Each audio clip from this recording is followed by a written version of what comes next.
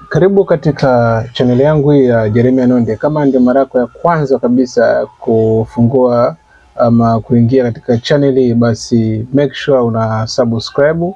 Na leo tutaenda kujifunza kitu ambacho kitakusaidia katika kazi zako ama shughuli zako ambazo unazifanya za graphic design.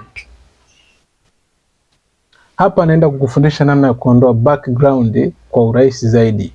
Unaona kama picha ambayo unatazama katika screen yako hapa haina background kwa chini, ni PNG. Sawa, kwa hiyo nitaenda kuonyesha namna ya kuondoa background kwa urahisi zaidi bila kuumiza akili yako sana. Utakachofanya utaenda Google, sawa? Alafu utaenda kutype hapa remove background. Tayari imekuja hapa juu, ama hii hapa. Hapa utaenda ku remove automatic background. Hapa unaenda ku upload picha, sawa? Utaenda ku upload picha.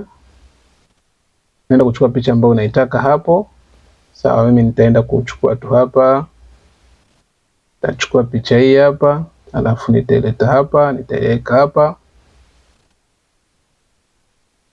Na ndani ya sekunde chache tu ama dakika chache utaona picha yangu tayari imekwisha ondolewa background.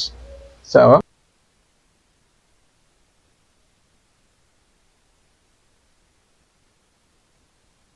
Picha yako remove BG.